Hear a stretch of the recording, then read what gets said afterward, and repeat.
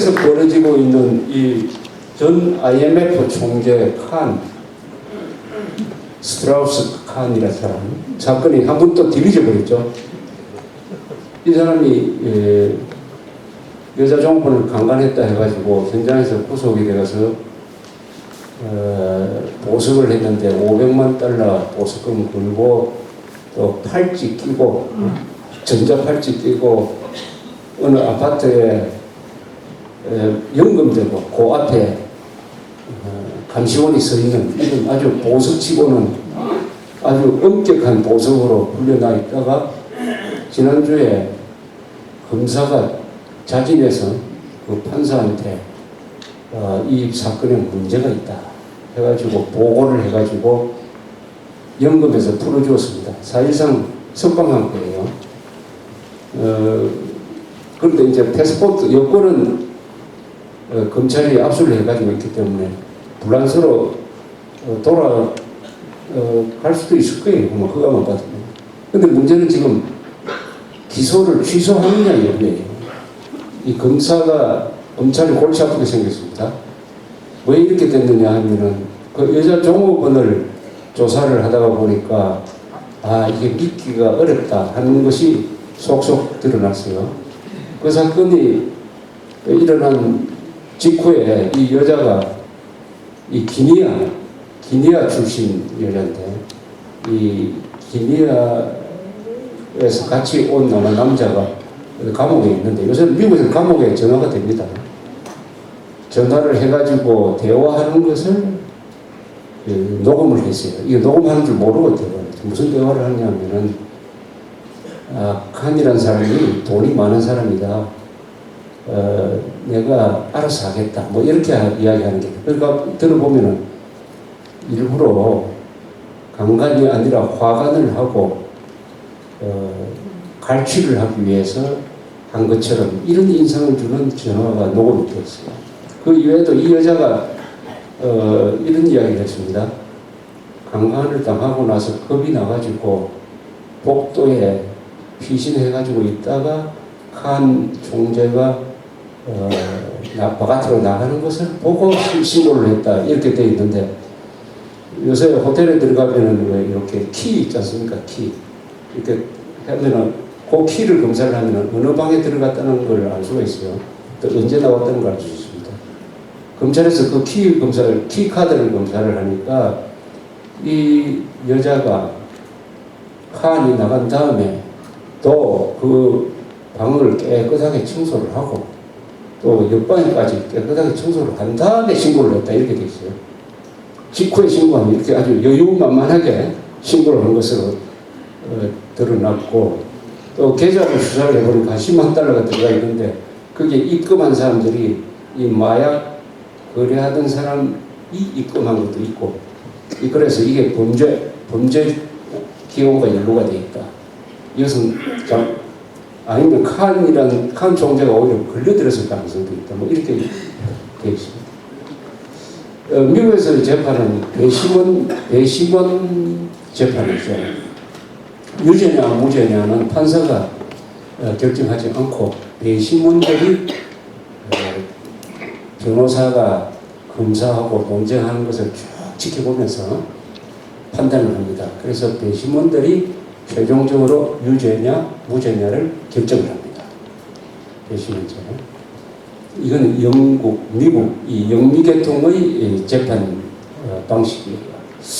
이 참 위험한 점도 있습니다. 위험한 점. 어떤 위험한 점이 있느냐. 옛날에 오제이 심슨이라는 유명한 프로풋볼 선수가 애인의 자기 또 애인과 애인 뭐 이렇게 두 사람을 죽였다고 검찰이 기소한 사건인데 이건 누가 봐도 범인이 오제이 심슨이 맞는데 그 배심원단에 흑인들이 많이 있었습니다. 그래서 배심원단은 무죄를 했습니다. 무죄를 판단을 했으니까 석방되었습니다. 그러나 그 가족들이 오제이 심슨을 상대로 민사 배상 손해배상은 또 이 유족들이 이겼습니다. 사실상 범인이라고 한 겁니다. 나중에 오제이 심슨은 다른 강도 사건으로 해가지고 지금 감방에 들어가 있습니다. 이런 경우죠. 흑인들이 흑인들을 위한 재판을 한다. 그래서 이 배심 문제의 문제점도 있습니다. 또 강점은 상식적인 판단을 한다. 그리고 검사와 변호사가 대등한 관계에서 이 법정 공방전을 펼친다. 그래서 이 배심은 제가 정착되려면은 정직한 사회라 해야 돼요. 정직한 사회. 상식이 통하는 사회. 한국에서 배심 문제도 어떻게 될지 지금 시험적으로 한번 해보고 있습니다. 아직은 좀 이르지 않느냐 하는 생각이 드는데, 이번에 이 뉴욕에서 있었던 이 사건을 보고 제가 느낀 것은 이겁니다. 구속은 형사반장이 했어요.